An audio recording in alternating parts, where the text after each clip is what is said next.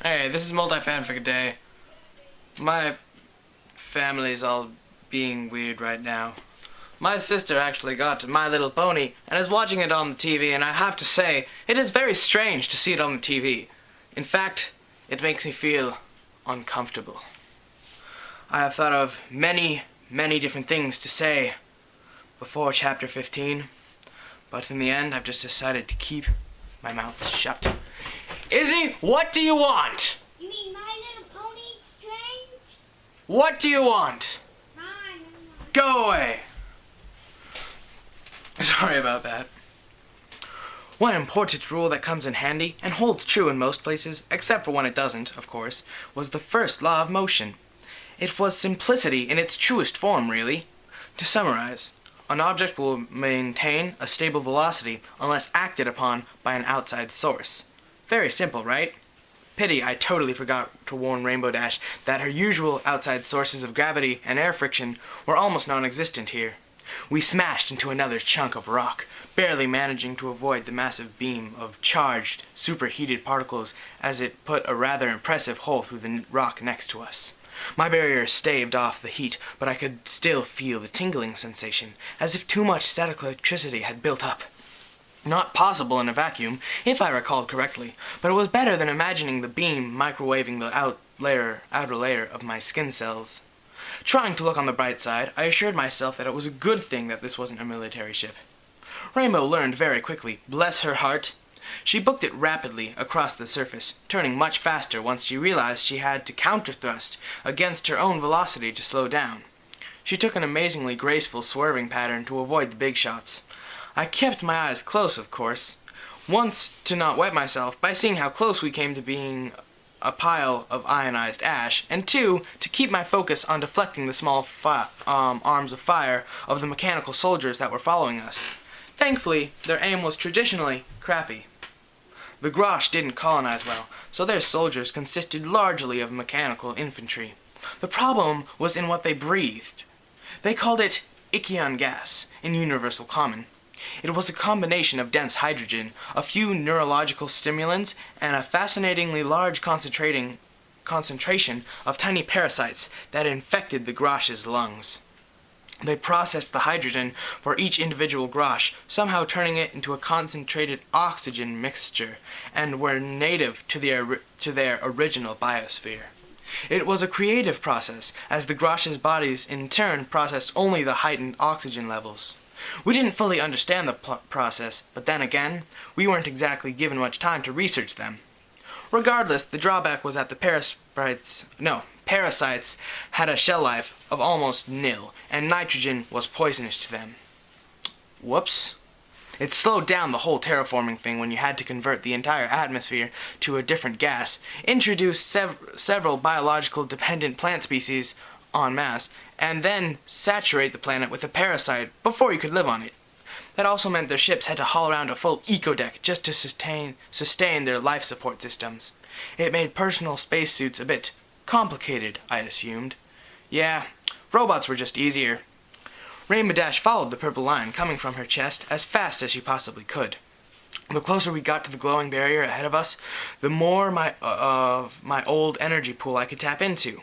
My eyes opened again once we got within 30 meters or so. They widened to full as I took in the sight. Across our dirty, charred expanse of rock was a partially collapsed but perfectly functioning Agius barrier. More specifically, my Agius barrier. Our strongest barrier magic. The Agius formed an absolute field that blocked everything and enclosed in on itself. The downsides were that it kinda stopped air too, and wouldn't let attacks out of it from the inside. It was really situational at best. Of course, a charged particle blast fired from an orbital battleship was a pretty nasty threat. The weak atmosphere danced with a deflected ion bolt energy as Rainbow broke into a no-holds barred line for the bubble. My focus now shifted from the missing shots to keying us into the resonation of the barrier. Her speed almost caused us to pancake into the side of it before I managed to sink us. We passed through the field, and she immediately spun, boosting hard in the other direction. We still smashed into the side of the barrier across from our entry point, but at least she braked. A few lacerations and bruises were better than a caved-in skull, I suppose. We collapsed into a panting, breathless pile at the bottom of the barrier wall, and I reflexively checked our oxygen supply again. We had about 25 minutes of air left, I estimated. Plenty, I hoped. Rainbow shakily stood again after a few moments and looked around. I stared apprehensively at the walls until I saw one of the large, charged particle shots skip off. Whew! It was indeed perfectly functioning. The massive, impossibly large, moving wall of metal stopped firing after a few deflected shots raised some of their now useless robotic infantry. They couldn't do much to us in here, and I decided the new plan was simply to chill until Twilight finished charging her teleportation magic. Heroic, I know. Rainbow was momentarily fascinated by the gently flowing field of lights and symbols surrounding us, and she smiled softly as she took it in. I had to give her credit. She was taking having been shot at with an anti-cruiser weapon amazingly well. She seemed to draw in the sights with amazement, like it was a massive amusement park or something. The energy that danced behind her amethyst eyes made me smile. That was actually kind of fun. But we should probably stay in here, Rainbow suggested, smirking back at me finally. Should I ask, or will knowing cause me to die of worry and guilt? Twilight asked, speaking for the first time since the barrage of apologies after we started screaming in panic. Getting shot at brings out the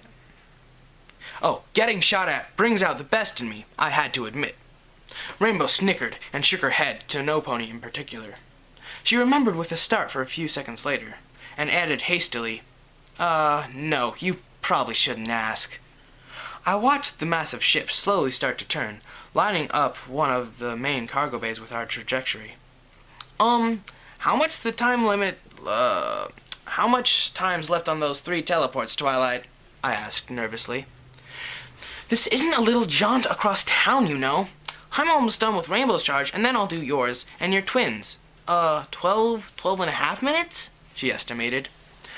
Rainbow suddenly went rigid under me and inhaled sharply. Had she noticed the ship? Turning my head back, I realized she was looking into the center of our barrier instead. The whole thing was barely 10 meters across, and a small figure rested in the center that I had previously overlooked. It was extremely tiny now and cratered partially into the rocks. My mind started to ache, and I involuntarily winced as a sharp stab went through it. The figure was me. Oh, that's not... I think I'm gonna be sick, Rainbow muttered, looking away from myself rapidly. It was easy enough to see the source of her discomfort. My body was actually smaller than my new one, I realized. For one, I was a runt, really. 2, our race was actually on the small size, barely reaching 4 foot, if I recalled. Lastly, my other form was severely emaciated,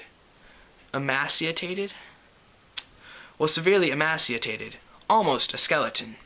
The light blue patchy fur that was covering parts of its skin was falling out, and I saw the tips of the foot-long ears were withered and drying badly.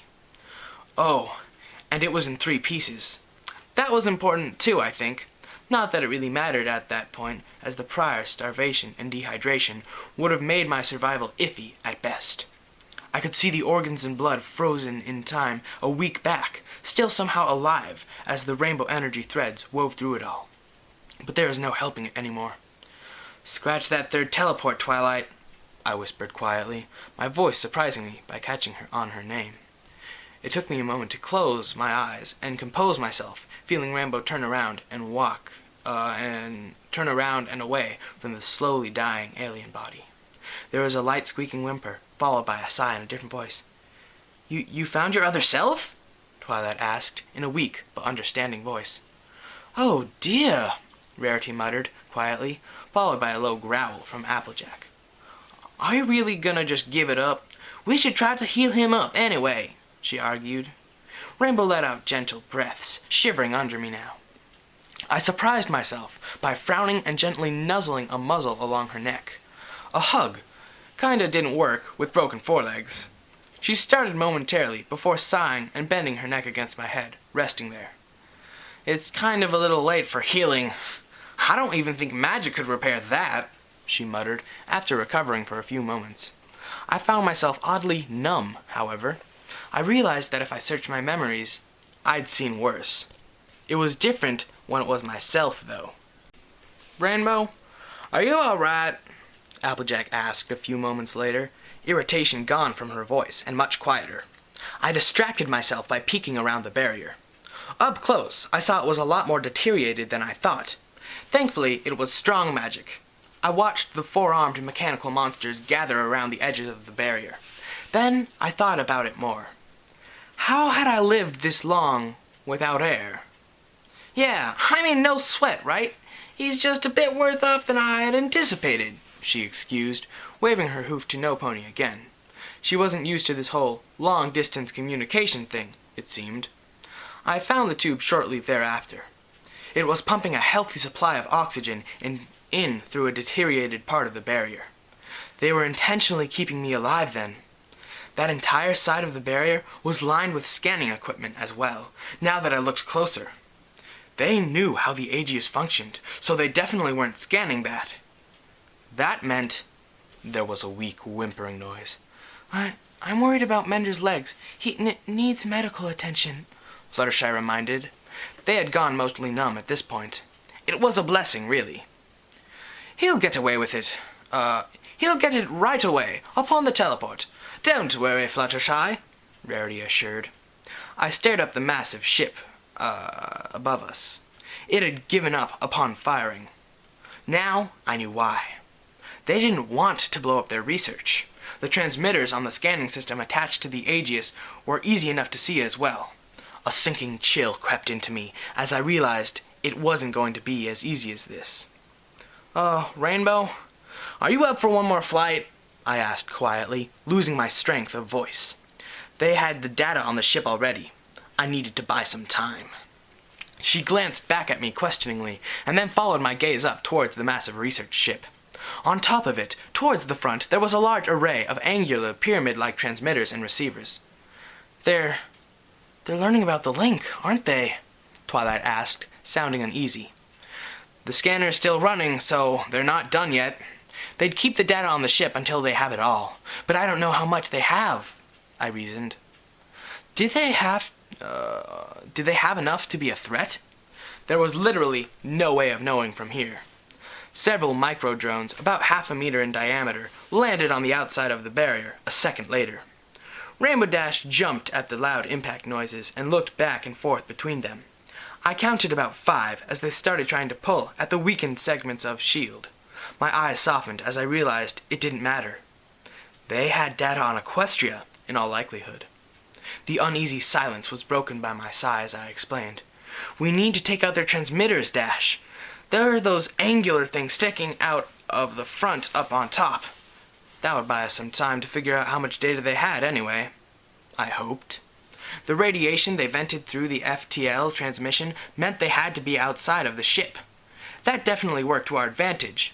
Dash surprised me by smiling, however. "Hit and run?" she asked, widening her stance and lowering herself, coiling her leg muscles in what looked like anticipation. The soldier in me that I denied for so long grunted his approval, and I smirked. She was made of a lot sterner stuff than I had given her credit for. "One pass is all we need. Then back to here," I added. "Simple and efficient." Dash nodded briskly, eyes narrowing as she locked them onto the array. "You're kidding, right? You need medical attention, and you two are gonna go off on some crazy flight?" Applejack questioned incredulously. Part of me realized she was right. Rainbow gave me an angry snort, however. "There's no way I'm letting these jerks anywhere near Equestria. They won't even see it coming," she boasted, and I almost felt her coat bristling up under me. If they'd seen her now, I don't think my old soldier buddies would have found a single bad thing to say, I realized. Rainbow Mane included, of course. I considered the goal, however. There were several reinforced carbon struts that connected the array to the ship. I was unfortunately a support caster, or I could have just blown the crap out of it from where we stood. They probably realized I wasn't an attack class already. But there was one technique I could do that was offensive. Just one. Rainbow's eyes got wider in direct proportion to the length of the blade of energy extending from the left side of my mouth. Shields were basically just a plane of force. Smashing one to a few nanometers thick and ionize the end, and it pretty much becomes a nice blade as well. It was my last line of defense, all else failing. I don't remember ever using it apart from training, but that didn't surprise me much. For one, blades were a little outclassed in that war. For two, I didn't remember a huge amount still. I didn't have access to my other self's memories, which was a little depressing. I had been secretly hoping that I'd recover them when I came here, I supposed. "This'll cut through it like butter," I mouthed through the block of energy between my teeth. Rainbow started to giggle, but nodded. "You got it, partner.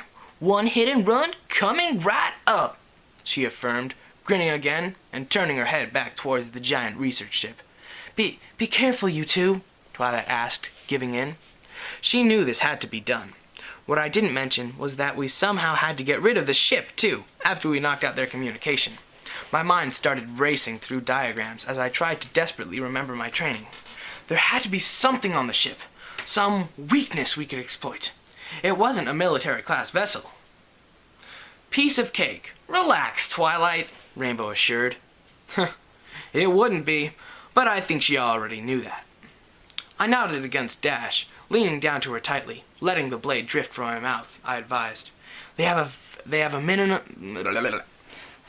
a minimum firing range." Dash grinned, openly now. "So fly down their throat. Got it. Give my wings a boost," she requested. Be careful, Rainbow. You need to get your pretty little rainbow flank back here in one piece, you hear?" Applejack warned. Dash blushed lightly, and I tried not to smirk at what I knew she heard. Yeah,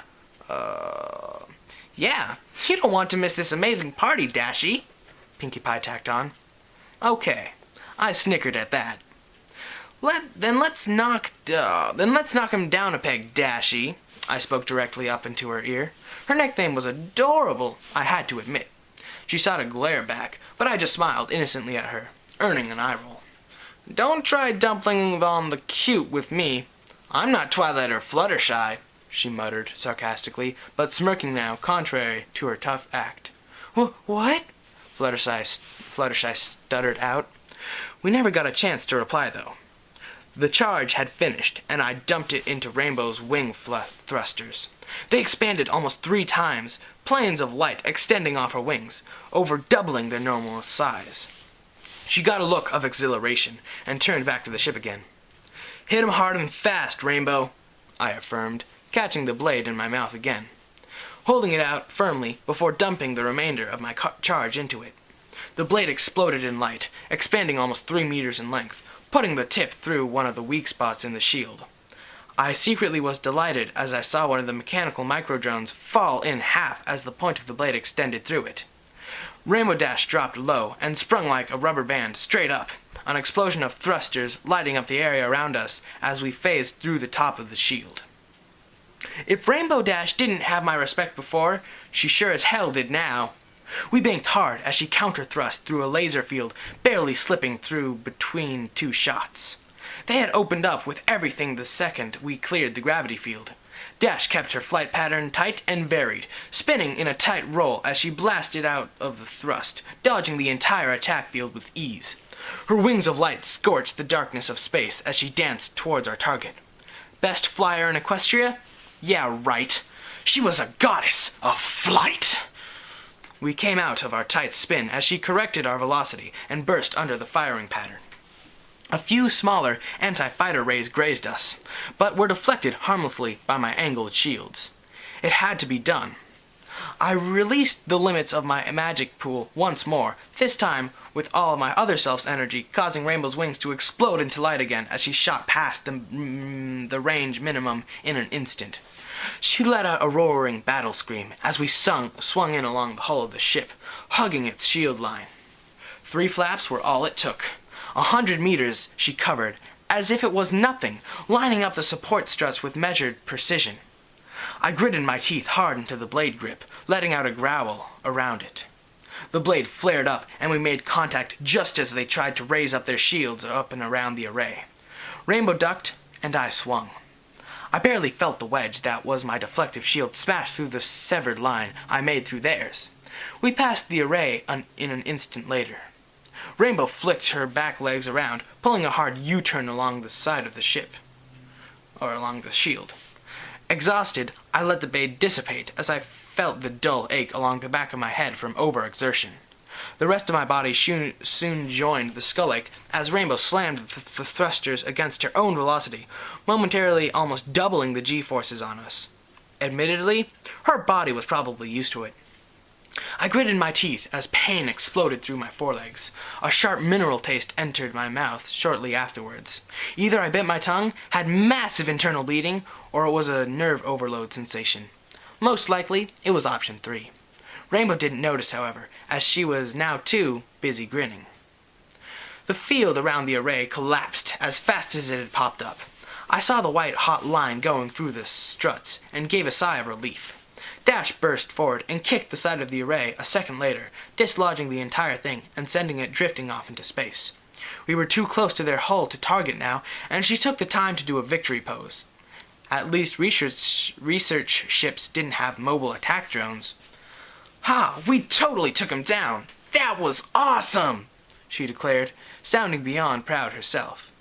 Weakly, I glanced back at our bubble and swallowed as I saw one of the micro-drones almost inside.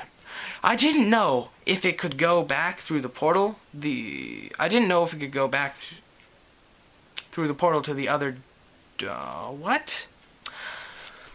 I didn't know if it could go back through the portal to the other direction or not. But finding out wasn't on my to-do list. Crap. Now I was starting to think like Twilight. Rainbow, the portal, a drone, I managed to mutter through the demolition sequence going off in my skull. "Ah, horse apples! I'm gonna kick the hay out of those stupid metal beach balls!" she growled, giving a hard flap of her wings and bursting off the hull's shield surface. Much to my dismay, her path was taking a straight line. I winced and smashed my jaw shut at the acceleration, but managed to shout, "The beams, Dash!" She gasped, remembering an instant later. We dove into evasive action immediately, just as a full array of 5 beams scorched through the spot we were half a second ago.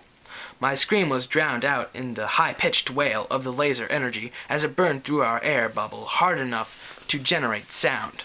By instinct, I ejected the outer layer of our deflection shield as it was heated to the point of combusting. Rainbow dove into a rough spiral, gritting her teeth as the perspiration turned to steam off her forehead before dispersing into space. My mind reeled as I felt her make several more dodges, and another wave of the large laser shots passed us, missing entirely this time. I felt the anti-fighter shots power up in my detection range, and struggled to anchor my mind enough to move the deflector shields into interception position. "Rainbow! Mender!" I heard Twilight shout, feeling like an echo bounced around my head a few times. "Now you don't, you little monsters!" I heard Applejack suddenly shout out as well. It was hard to see with my vision swimming, but I swore I saw red objects suddenly exiting the portal at high velocity. The first drone that got through the barrier caught the thing right in the sensor panel. To my amazement, it cracked through the casing and sent the drone hurtling backwards into the side of the barrier. The second drone seemed to panic, managing to block the second red orb with a utility arm, but the velocity tore off the arm and spun the drone around. The third projectile scored a direct hit on the power pack in the back. The coupling must have snapped, and the entire drone lit up like a light bulb momentarily before giving off weak wisps of smoke and drifting motionlessly. All other attention was cut short as the anti-fighter turrets fired. Rainbow went into a dodging pattern, slowly, noticeably, as her wings started to lose power. "No!" I tried to direct the power into both her wings and the shields at the same time, my mind falling into the proverbial acid pit to manage it. One parry. Rainbow spun, dodging 2 more of the shots. Another parry. She felt her wings flare up again and made a mad dash for the shield, taking advantage of the larger weapon's firing delay. A third parry. Deflection barrier 1 of 3 collapsed. They led us as we shifted to a straight line, and I threw the healthiest barrier into the path of Rainbow's head. Parry 4 and 5 skipped off it, narrowly avoiding removing her head as she flew. 4 meters from the shield, the lead fire fell behind, and Rainbow tucked into a roll to brace for impact. I shifted the healthy shield in between the barrier and us, using its energy to slow our velocity. We rotated, coming in hard and fast. A glancing blow, barely deflected, skipped off the weakened third shield, reducing it to critical. 2 meters. Things slowed as I felt my heart smashing against my ribs. Our velocity dropped, but so did our angle, bringing us back into line with the 3 prior missing shots. I barely managed to move Shield 3 into position, shifting the now lined-up laser away from us using redirection. The shield flickered, and I saw a burn line lance across Rainbow's right shoulder, an inch from my face. Startled, I missed the final deflection. The angle was bad. I saw my mistake instantly, but it was too late. The shield took the full force of the shot, having to absorb it rather than deflect it. Naturally, the shield shattered, letting ribbons of energy through. The impact knocked the air out of me as I felt a split-second lance of burning pain, and then nothing at all. As bits of feeling disappeared from the lower left side of my back, we went through the barrier and cratered into the rock next to the portal. There was a momentary lapse in awareness. It felt like I took a long blink and then lost a bit of time during it. Ah, I lost consciousness. Rainbow let out a low groan as she shakily stood up. I contented myself to silence as I rested limply on her back. There was almost no magic left in either of my bodies now. I did a passive scan of my systems, running on power saving mode as best I could. Torn muscles in both forelegs. They were effectively useless. Abrasions covered my skin as well, but that was expected. The real damage was done to my back. I had 3 reasonably deep burned gashes in my back, above my left hip, by a few inches. The air barrier I made sealed it, but the top one was bleeding badly. With nowhere to go, the blood just pooled and spread out under the barrier along my coat. I felt lightheaded, but decided it was probably due to overexertion of magic and my headache. I tried exercising as much pressure against it as I could, using the barrier that was left from before, but my throbbing head made that hard. We were back inside the barrier, with bits of mechanical parts lying about. There was just enough gravity to keep them anchored and allow Rainbow to stand. Chunks of apple drifted slowly along the surface of the rock, too, I noticed. The barrier looked ragged, but had self-repaired to some extent. The mechanical soldiers stood outside it, still apparently having given up infiltration for now. I caught a glimpse of the giant ship rotating slowly above us, aligning us with the massive, rear-facing cargo bay. That explained why they weren't trying to get inside. They were simply going to swallow the rock whole. Ouch! That stung a bit. Mission successful, though, Rainbow Dash announced, rubbing her singed shoulder absently. Oh, thanks Celestia, you're all right. You took out the communication device, then? Twilight asked, exhaling in relief. I decided to keep my mouth shut and put more pressure on the wound, feeling the barrier get a little slick. It was hard to think through the cloud in my mind. Rainbow nodded pointlessly and added, "Yup," kicked it off into space. They nicked my shoulder, but other than that, we were untouchable. So you saved Equestria? That's awesome, Rainbow. How's Mender? Fluttershy asked quietly, which sounded odd in an enthusiastic tone. Rainbow smirked. Well, I am kind of awesome like that. He seems fine. His barriers were amazing out there, she added. I was vaguely surprised she gave me some of the credit. Then why ain't he talking? Applejack asked, sounding a little irritated for some reason. I wasn't sure how to respond to that. I'm just tired. Cool apple attack, I managed to mutter, watching as one of the red, tasty-looking snacks roll and twist across the rock near us. Wait. No. It wasn't moving. I think my eyes were instead. Rainbow frowned and twisted around to look back at me. Well, I thank you kindly. I simply agree with Dash. No metal monsters will set hoof in Equestria so long as I have any say about it, the farm mare declared, followed by the unique sound of a hoof impact probably against her chest. And I helped load the apples, Pinky followed up in delight. Rainbow got a look of mild concern, however. "Uh-oh. Why is your nose bleeding, Mender?" she inquired a moment later. Whew! She couldn't see my back. "Oh, he overexerted his magic. I got a little nosebleed that night after the Ursa Minor incident, too," Twilight answered for me. "The constellation?" I momentarily entertained an image of her fighting off the stars themselves and getting a little nosebleed from the ordeal. Damn!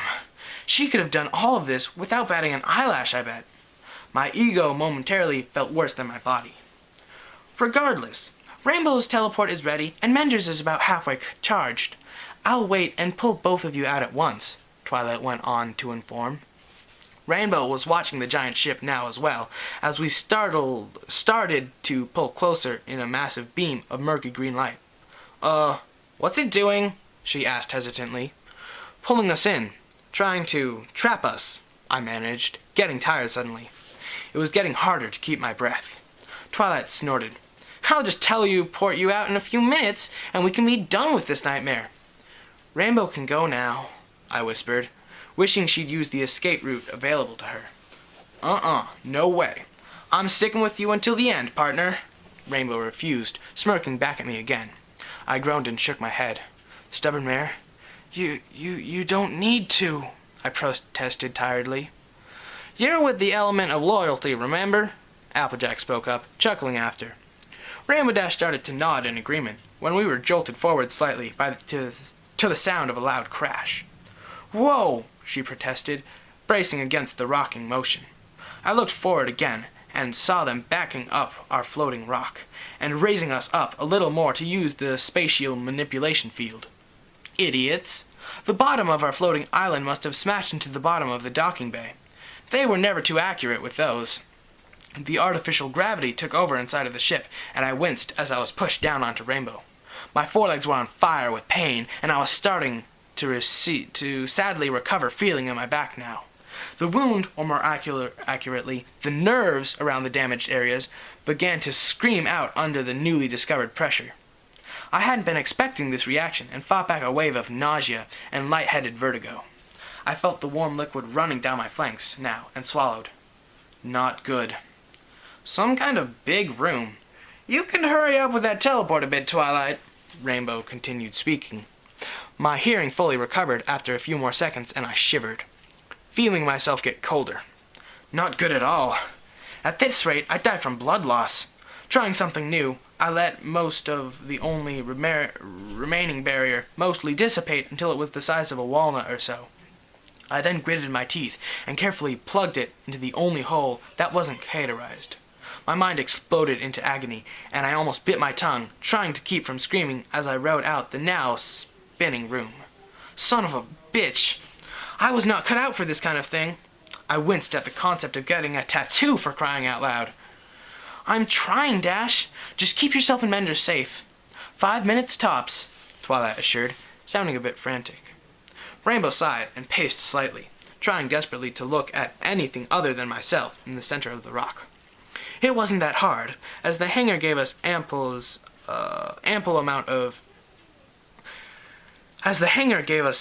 amounts of curiosities to look at. It was massive, for one. I knew it was almost a kilometer long and half that or so in width. In theory, it was a dry dock for experimental ships. In reality, they used it to store essentially anything they found interesting enough to study. Us, in this case.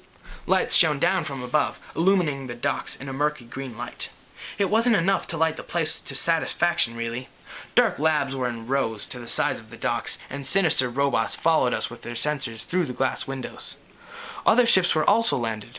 Their cool blue pulse of the hover discs simply added to the ambience. "This place is kinda cool," my Scion Potter noted, looking about with curiosity now. "Greetings, last known member!" That failed. Hold on. "Greetings, last known member of species 5387. Welcome to my ship," suddenly boomed from the unseen speakers high above. Rainbow let out a yelp, diving to the rock for protection while looking around. A massive panel opened up in the wall next to us as we slowed to a stop. The holographic projector hummed as it powered up, the face of my nightmares coming onto the screen. His hideous visage was twisted and warped, and the sickly white fur tuned up around the corners of his mouth. A sinister grin bestowed on his features.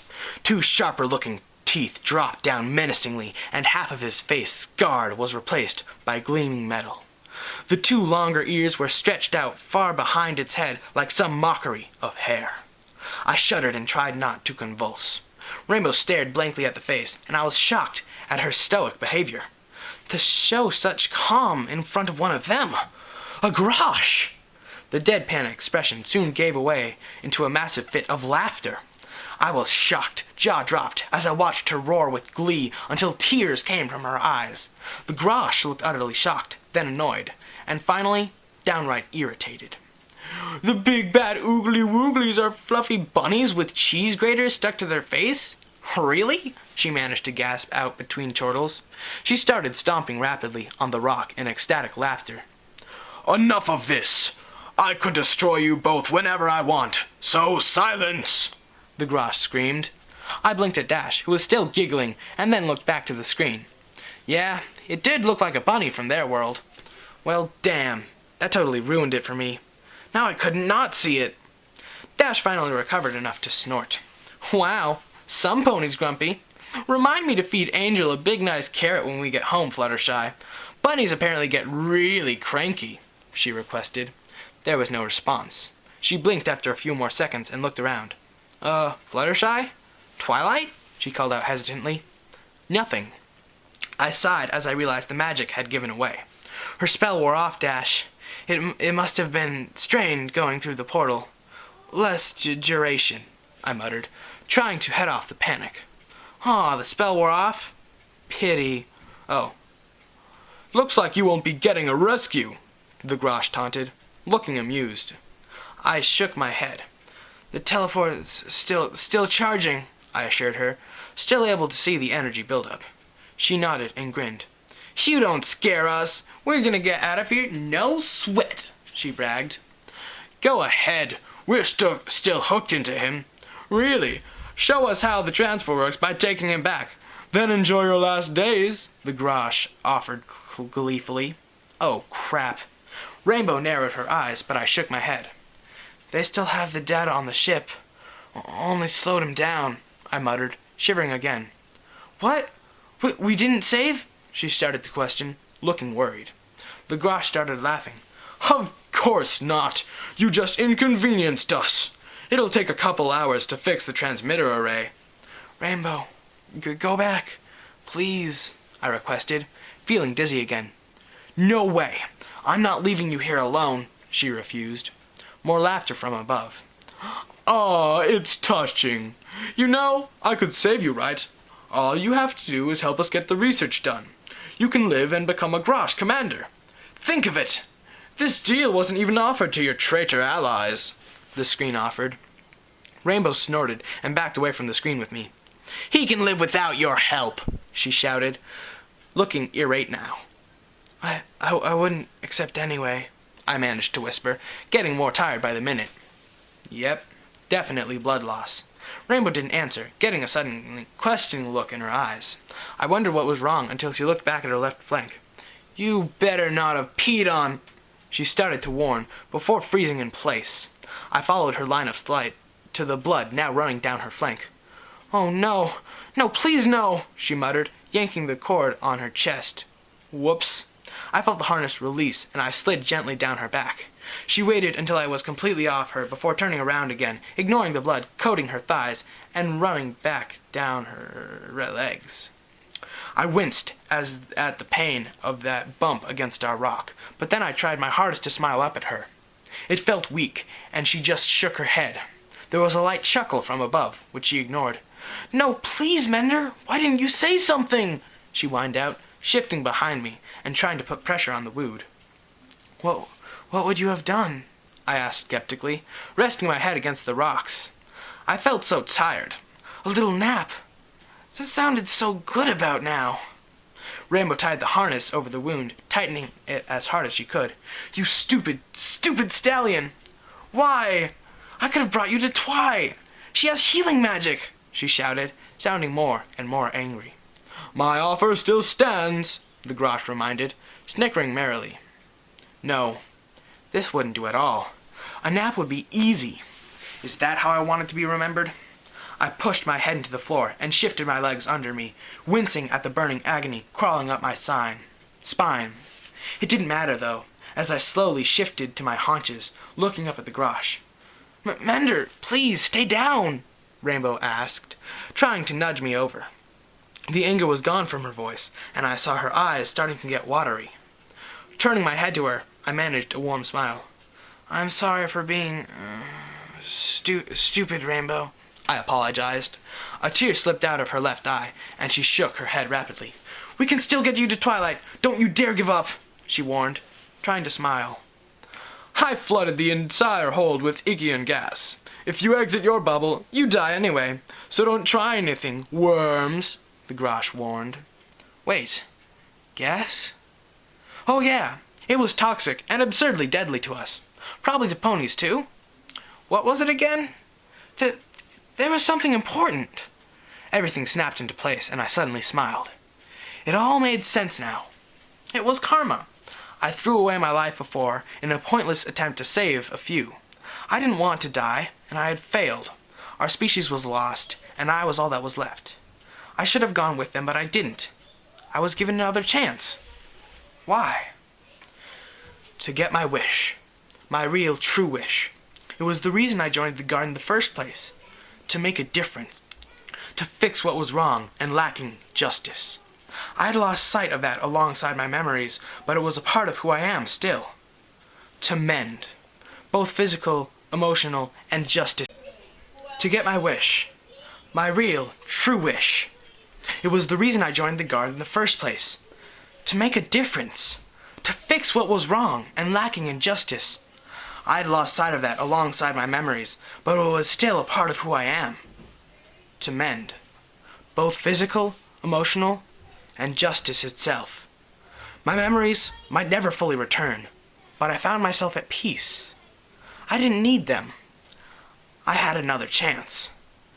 Can you tell everyone that I'm sorry?" I asked Rainbow quietly, slumping against her left shoulder. Everything in me quieted as she went rigid against me. "Mender, you need to tell him yourself. This isn't... I'm not going to..." She started to protest. Oddly, I felt a sense of calm, finally. "This ship still holds Equestria's secrets, and the others need you," I muttered, fighting to stay awake. What can you do against this huge stip? I'm staying with you until Twilight teleports us," she insisted once more. I sighed, and the Grosh started laughing behind me. "How cute! But you can't do anything. We have your bio. You'll focus on support and barrier magic. Your only attack is that silly blade, and you're in the middle of a hangar flooded with lethal gas. Really, entertain me with your pathetic plan," he taunted. I ignored him entirely. "Then I apologize to you as well. If nothing else, Applejack needs you." I spoke quietly, a lump forming in my throat. It was taking all of my energy just to talk, and I felt my eyes get wet. "No, Mender," Rainbow muttered. I shook my head before she could say more. "Please, confess to her. For me, all right? Be happy," I requested from the bottom of my heart. It wasn't fair that I had come so close to happiness as she could still have only for this to happen. I wanted to hear them one last time, if nothing else. Rainbow backed her head back, shaking it rapidly. I didn't care if she saw me crying. She was... I'm sorry, my family is talking loudly and they're distracting. Okay, important scene. Get it together. Rainbow backed her head back, shaking it rapidly. I didn't care if she saw me crying. She was as well. "Stop it! You need to..." she almost pleaded. I'm sorry, Dashie. You're a goddess of flight, if that means anything," I complimented, smiling weakly at her. She swallowed and opened her mouth to say something, but I shook my head. "Goodbye, partner," I spoke, before gently pushing the polarities of Twilight's teleport spell together with my magic. Rainbow's eyes went wide as she felt the spell activate on her back. Mend, she started to shout out, before vanishing in a flash of light. Mend. Indeed. That's what I would do. With nothing left to support me, I fell through where she was, collapsing into a heap on the rocks. The spot where she had been sitting was warm. I couldn't hold back anymore and just let the tears come out. They slid down my cheeks and mixed with the slowly expanding smear of blood under me. Fluttershy. Twilight. I wished I could talk to them again. All of those wonderful ponies. It wasn't fair. Well, that was noble. Bravo, good sir, The Grosh complimented snidely, sounding amused. I said nothing and just lay there, wishing he'd die. Well, he would die in a few minutes. Of that I could promise. But now she's gone. You can make the choice guilt-free. Help us recreate the portal and finish the research, and I will make you head of our R&D department. What is that? Sorry about that. But now that she's gone, you can make the choice guilt-free.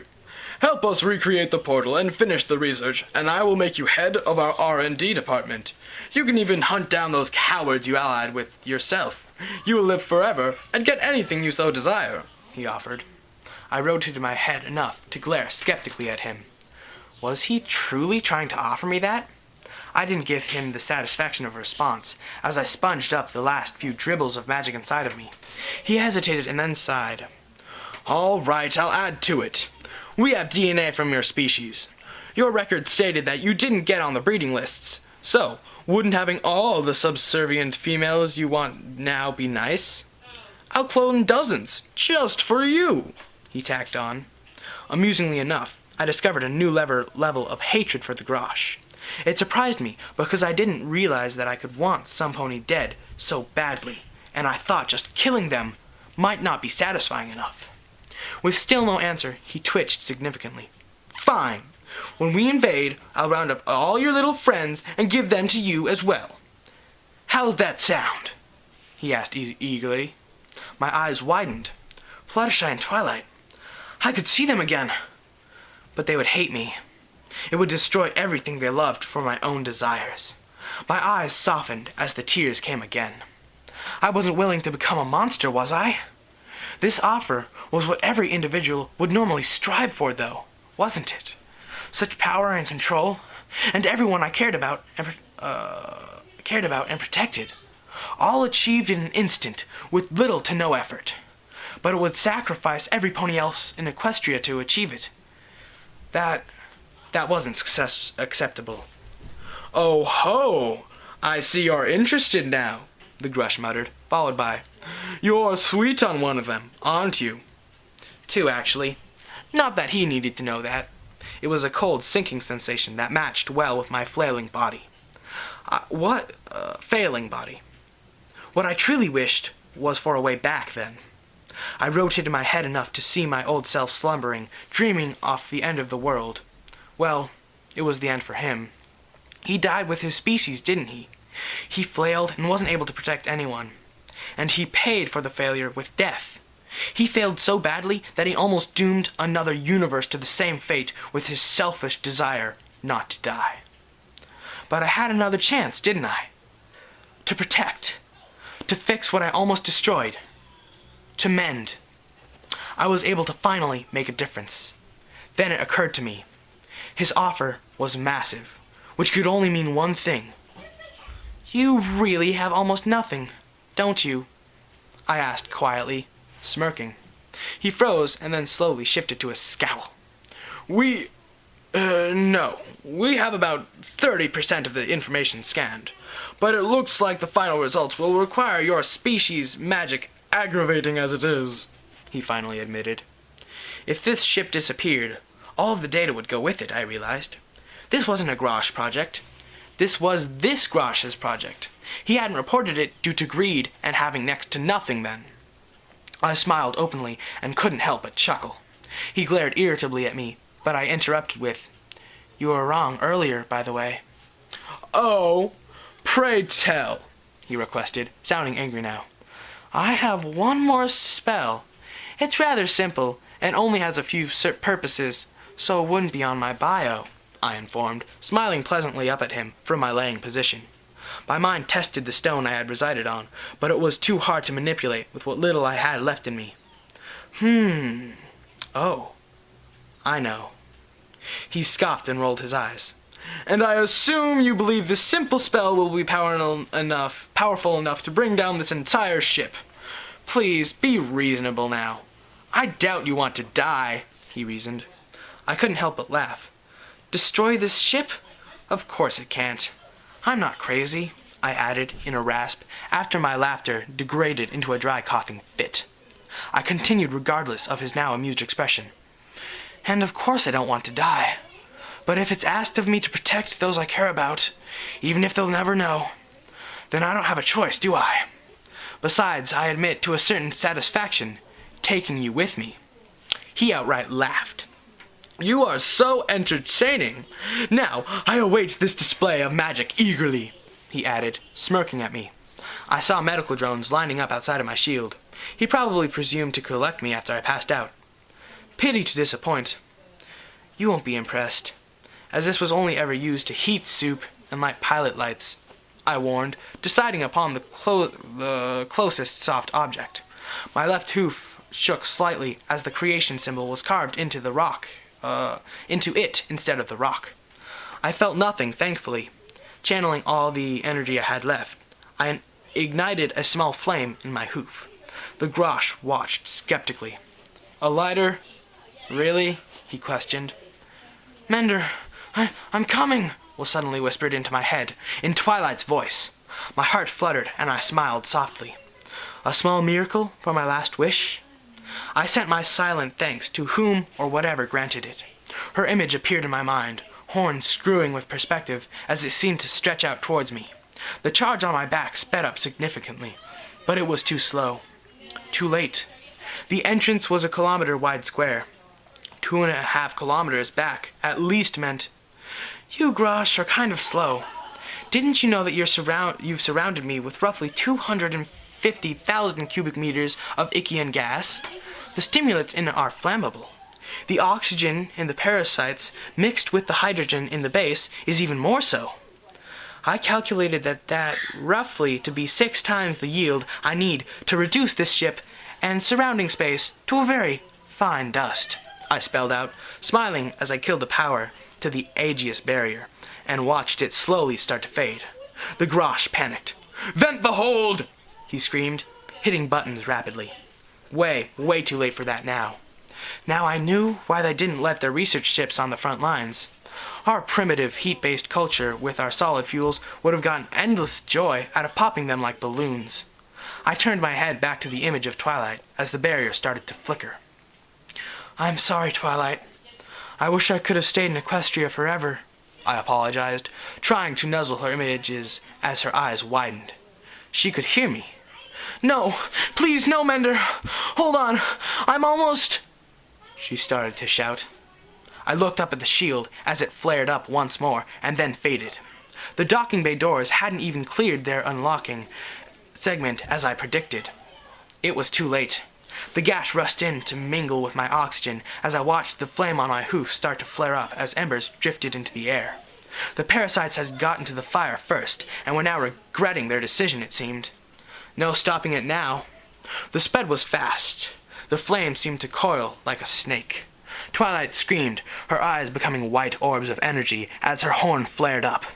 I felt her spell fire off without full charge, just as the flames flared and exploded. There was no flash of memories, or even a pleasant tunnel. Just a momentary pressure. Then nothing.